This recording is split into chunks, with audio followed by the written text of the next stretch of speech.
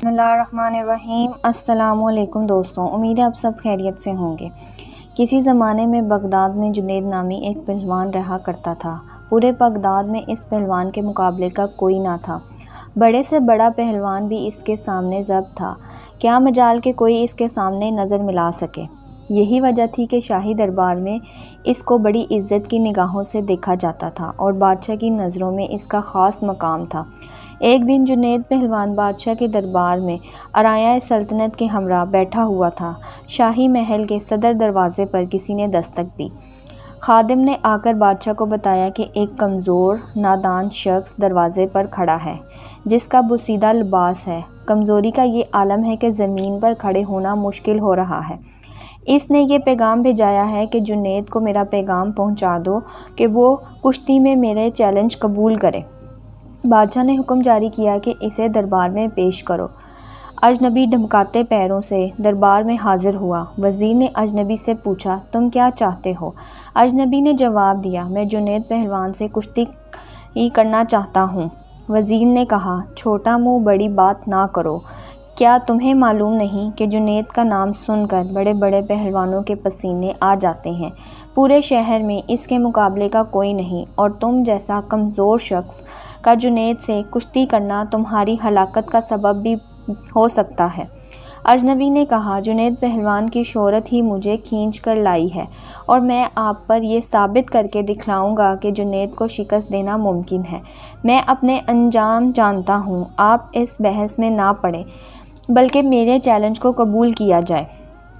یا تو آنے والا وقت بتائے گا شکست کس کا مقدر بنتی ہے۔ جنید پہلوان بڑی حیرت سے آنے والے اجنبی کی باتیں سن رہا تھا۔ بادشاہ نے کہا، اگر سمجھانے کے باوجود تو اپنے انجام کا یہ خود ذمہ دار ہے، لہٰذا اس کا چیلنج قبول کر لیا جائے۔ بادشاہ کا حکم ہوا اور کچھ ہی دیر کے بعد تاریخ اور جگہ کا اعلان کر دیا گیا اور پورے بغداد میں اس چیلنج کا تہکے مچ گئے۔ ہر شخص کی یہ خواہش تھی کہ اس مقابلے کو دیکھے۔ تاریخ جوں قریب آتی گئی، لوگوں کا اشتیاق بڑھتا گیا۔ ان کا اشتیاق اس وجہ سے تھا کہ آج تک انہوں نے تنکے اور پہاڑ کا مقابلہ نہیں دیکھا تھا۔ دور دراز ملکوں سے بھی سیاح یہ مقابلہ دیکھنے کے لیے آنے لگے۔ جنید کے لیے یہ مقابلہ بہت پراسرار تھا اور اس پر ایک انجانی سی حرکت طاری ہونے لگی۔ انسانوں کا ٹھاٹھے مارتا سمندر شہر بغداد میں منڈلانے آیا تھا۔ جنید پہلوان کے ملک شہرت کسی تعارف کی محتاج نہ تھی۔ اپنے وقت کا مانا ہوا پہلوان آج ایک کمزور اور ناتان انسان سے مقابلے کے لیے میدان میں اتر رہا تھا۔ کھاٹے کی طرف لاکھوں انسانوں کا ہجوم اس مقابلے کو دیکھنے آیا ہوا تھا۔ بادشاہ اپنی سلطنت کے آرائیہ کے ہمراہ اپنی کرسی پر بیٹھ چکا تھا۔ جنید پہلوان بھی بادشاہ کے ہمراہ آ گیا تھا۔ سب لوگوں کی نگاہیں اس پر اثر شخص پر لگی ہوئی تھیں جس نے جنید جیسے نامور پہلوان کو چیلنج دے کر پوری سلطنت میں تہلکہ مچا دیا تھا۔ مجمع کو یقین نہیں آ رہا تھا کہ اجنبی مقابلے کے لیے آئے گا، پھر بھی لوگ شدت سے اس کا انتظار کرنے لگے۔ جنید پہلوان میدان میں اتر چکا تھا۔ اس کے حامی لمحہ بہ لمحہ نعرے لگا کر حوصلہ بلند کر رہے تھے۔ اچانک وہ اجنبی لوگوں کی صفات کو چیرتا ہوا اکھاڑے میں پہنچ گیا۔ ہر شخص اس کمزور اور ناتان شخص کو دیکھ کر حیرت میں پڑ گیا۔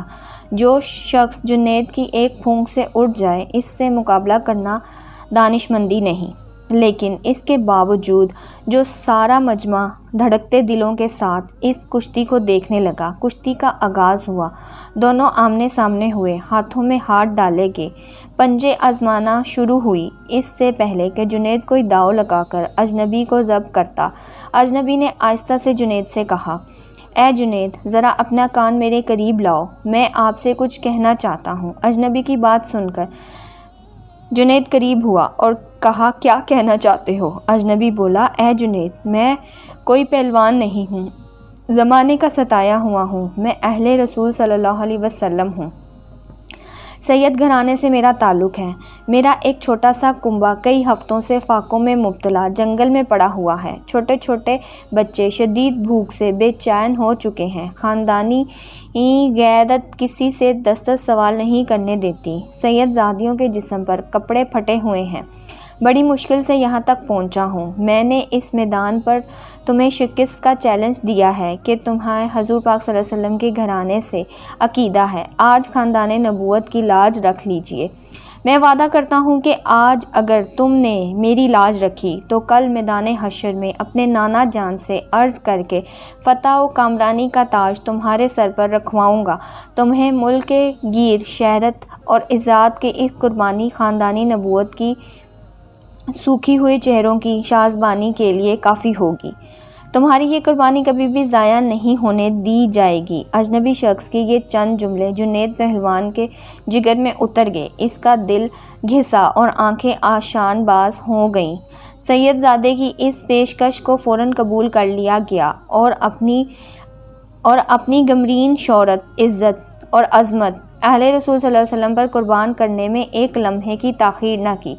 فوراً فیصلہ کیا کہ اس سے بڑھ کر میری عزت و ناموس کا اور کون سا موقع ہو سکتا ہے کہ دنیا کے اس عزت کو خاندان نبوت کی اڑتی ہوئی خاک پر قربان کر دوں۔ اگر سید گھرانے کی مرجھائی ہوئی کلیوں کی شابانی کے لیے میرے جسم کا خون کام آ سکتا ہے تو جسم کا ایک ایک قطرہ تمہاری خوشحالی کے لیے دینے کے لیے تیار ہوں۔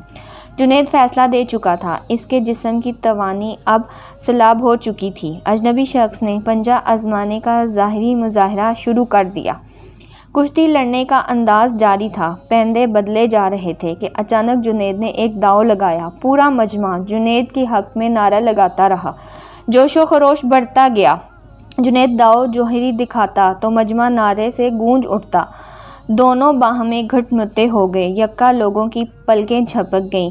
دھڑکتے دل کے ساتھ آنکھیں کھلیں تو ایک ناقابل یقین منظر آنکھوں کے سامنے آ گیا۔ جنید چار شانہ چٹ پر تھا اور خاندان نبوت کا شہزادہ سینے پر بیٹھا فتح کا پرچم بلند کر رہا تھا۔ پورا مجمع پر ستہ طاری ہو چکا تھا۔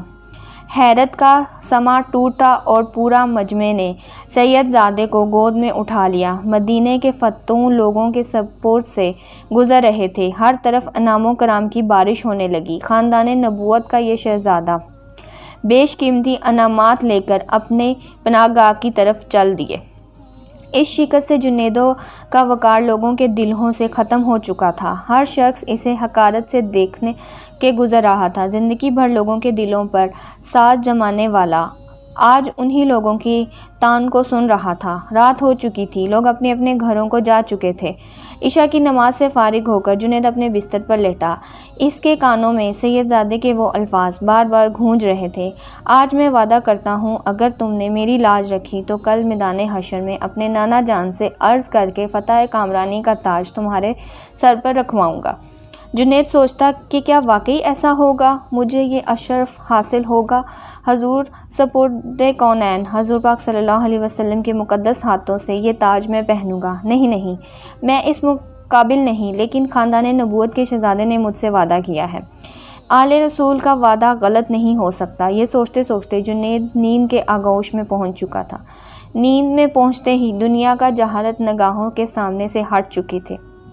ایک حسین خواب نگاہوں کے سامنے تھا اور گنبد خضراء کا سبز گنبد نگاہوں کے سامنے جلوہ گیور ہوا، جس سے ہر سمت روشنی بکھرنے لگی۔ ایک نورانی ہستی جلوہ فرمود ہوئی جس کے حسن و جمال سے جنید کی آنکھیں خیر ہو گئیں۔ دل کیف سپود میں ڈوب گیا۔